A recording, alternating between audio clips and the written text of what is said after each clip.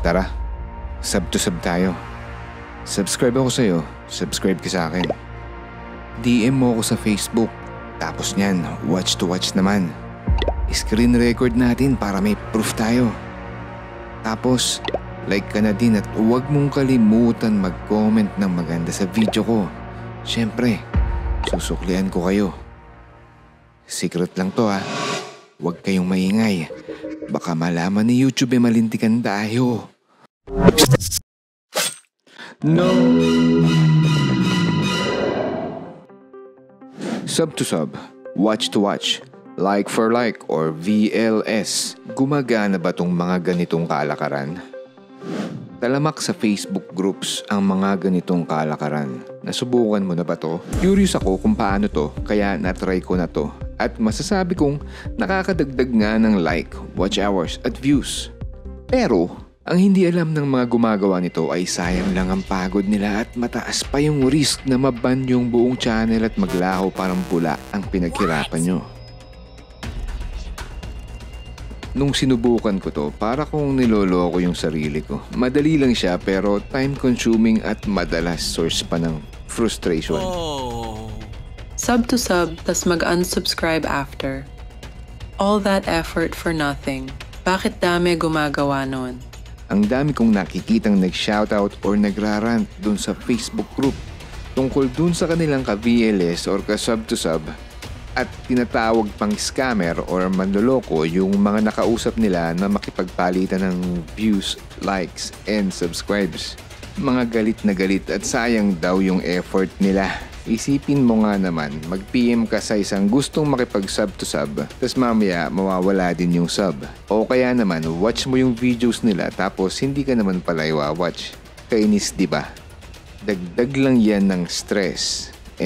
Kung yung oras na ginagamit mo dito ay ginagamit mo na lang sa paggawa ng content, di gumaling ka pa sa pag-edit at pag-take ng videos para sa channel mo.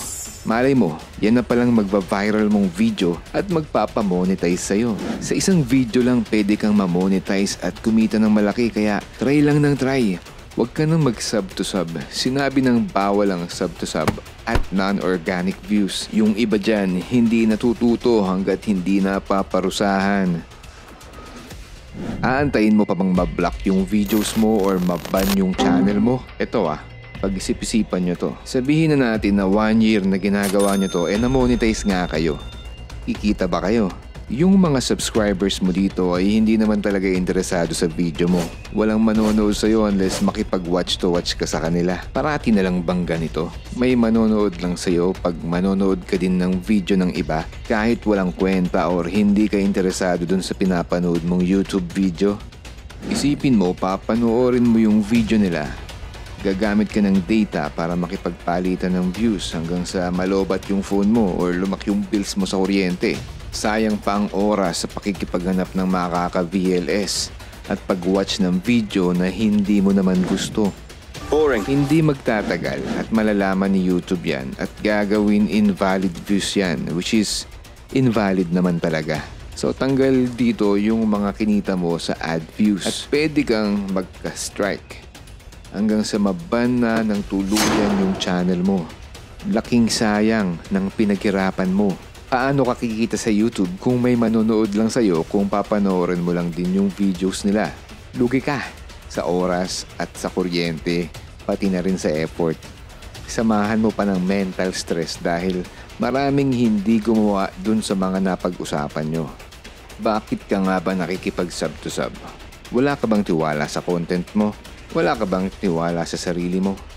Sa tingin mo ba sisikat ka or yung channel mo dahil sa ganyan?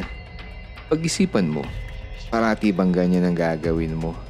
Hindi ka ba magsasawa sa pagkipagpalitan ng sub sa panonood ng mga video na hindi mo gusto? Sa pagko-comment ng mga bagay na kasinungalingan dahil hindi mo nga gusto yung video? Pag nakikipagpalitan ka lang ng views, lugi ka pa sa data at battery ng phone or kuryente ng computer mo. At wala ka pang natutunan, hindi nag-improve yung video editing skills mo.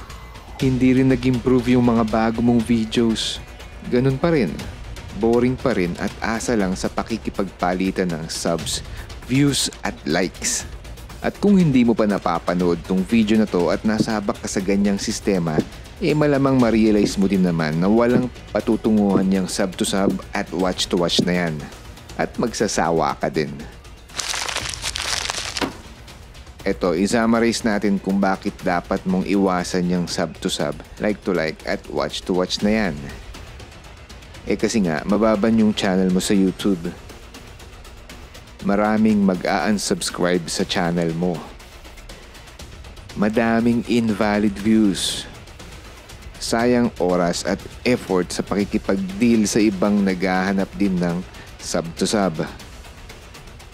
Sayang oras sa pagpanood ng videos na hindi mo naman gusto. Sayang din sa kuryente. Dagdag stress dahil sa mga hindi nagsukli or nag-unsubscribe agad. Hindi pa madedevelop yung content creation skills mo.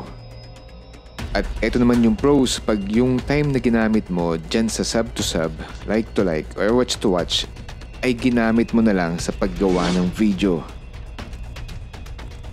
Gagaling kang mag-edit ng video. Gagaling kang umarte at magsalita sa harap ng camera. Dadami ang contents mo. Magiging mas creative ka. Mag-i-improve yung mga videos mo. Higher chance na may mag-viral sa mga videos mo. More organic viewers. Ibig sabihin yan, organic natural na viewers sa natural na paraan. More organic subscribers. Mas malaking chance na ma-monetize agad. Iwas ma-ban sa YouTube. Iwas ang invalid views. Mas kokonti ang nag-unsubscribe. Hindi naman natin maiwasan yan nawawalan ng subscribers. Minsan kasi talaga may mga nawawalan ng hilig sa mga channels na dating gusto nila. Plus, meron pang nababan at nag-delete ng account kaya auto-unsubscribe yung mga yan. Kaya wag na kayong umasa sa ganyan. Meron na bang kumita ng malaki sa ganyang kalakaran? Wala. Oh no! Sobrang boring ng ginagawa dyan. Maiisip mo na lang na walang kwenta yan at aksaya lang sa oras. Ikaw na mismo makaka-realize niyan kaya wag mo nang subukan at mag-focus ka na lang sa paggawa ng content. Kaya nga nandito ang channel ko para matulungan kayong mga fellow tubero at tubera na gumawa ng magandang channel at magandang content. Yung bang magpapamonetize sa inyo at pwede ring magpasikat sa inyo. Kaya huwag niyong kalimutang mag-subscribe, okay? Ako po si Pedro Tubero hanggang sa mga susunod na video. Maraming salamat sa panonood.